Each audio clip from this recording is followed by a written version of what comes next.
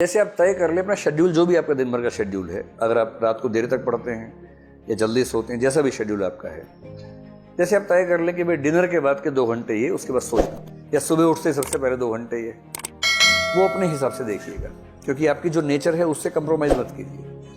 अगर आपको रात को देर तक पढ़ना अच्छा लगता है तो वैसे ही पढ़िए। किसी के बेकार कई बेवकूफ़ कहेंगे सुबह उठना चाहिए, इससे ऊर्जा बढ़ती है, ज्ञान बढ़ता है, सब बेकार की बातें। बढ़ा लीजिएगा, बाद में बढ़ा लीजिएगा आराम से, है ना। अभी तो पहले अपनी नेचर के हिसाब से पढ़िए। अगर आप निशाचर प्रकृति के, निशाचर रहिए, रात भर पढ़िए, कोई तनाव की बात नहीं है। और यदि मुर्गा प्रकृति के तो सुबह सुबह उठिए और सुबह सुबह पढ़िए। जो भी आपकी नेचर है उस नेचर के अनुसार पढ़िए। एक ही दिक्कत आती है, जो निशाचर लोग हैं उनको दिक्कत ये कि जिस दिन एग्जाम है उस दिन वो सुबह उठ नहीं पाते, उनको तनाव रहता है कि सोएं कैसे। आदत है 4 बजे सोने की, उस दिन 12 बजे लेट जाते हैं, नींद नहीं आती है, ये दिक्कत आती है। इसके 2 समाधान हैं, या तो आप 10-12 दिन पहले से थोड़ा शेड्यूल चेंज करना शुरू कर दें, ये हो नहीं पाता प्रैक्टिकली। दूसरा समाधान है ऐसी चिंता ना करें और प्रीलिम से 3-4 दिन पहले से नींद थोड़ी बढ़ा लें। 4 बजे सोएं, 12 बजे उठिए, 8 घंटा सो के उठिए। इससे क्या होगा कि एक दिन नहीं सो पाने से असर नहीं पड़ेगा। मैं ठीक प्रीलिम्स की बात कर रहा हूँ। 3 जून को एग्जाम है, 2 जून को रात को नींद नहीं आ रही, तनाव मत लीजिए, इससे कुछ नहीं होने वाला। हमारा माइंड इतना मजबूत है कि वो एक दिन बहुत कम नींद के साथ काम चला सकता है, कोई चिंता की बात नहीं है। लेकिन हाँ, उससे पहले 3-4-5 दिन अपनी नींद ज्यादा ली हो, ये थोड़ा सा मैनेज कर लीजिएगा।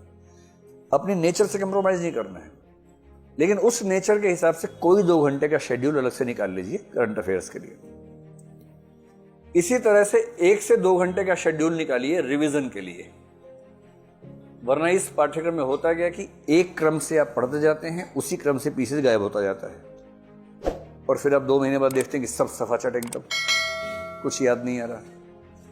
फिर आपको लगता है कि याद तो नहीं आ रहा, वो 2 महीने गए कहाँ मेरे जीवन के, जो 2 महीने मैंने गुजारे थे इसमें, वो चले कहाँ गए। तो अगर आप चाह रहे हैं कि उस समय का मूल्य रहे, तो दिन में कम से कम 1 से 2 घंटे का समय रखिए केवल रिवीजन का। पिछले सप्ताह में जो भी पढ़ा है उसको फिर से तेजी से पढ़ लीजिए।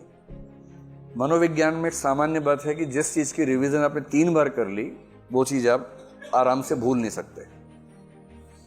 और 3 रिवीजन का मतलब है जिस दिन पढ़ा उसी दिन कर लीजिए। एक बार वीकली रिवीजन, एक बार मंथली रिवीजन कर लीजिए। तो रिवीजन रोज 1-2 घंटे। क्या होता है ना, जब पाठ्यक्रम बहुत सारा हो तो हमें लगता है रिवीजन बाद में कर लेंगे, छोड़ देते, पर ये वेस्टेज है। सारा पढ़ते जा रहे हैं, याद एक भी नहीं है। इससे बेहतर है कि 70% पढ़ा और 70% याद भी है। तो रिवीजन को बिल्कुल हल्के में मत लीजिएगा, और सबसे अच्छा समय सुबह उठते ही सबसे पहले आप 2 घंटा रिवाइज कर लीजिए। बाकी जो है वो शेड्यूल स्टडीज का रखिए, जो नया नया पढ़ना है।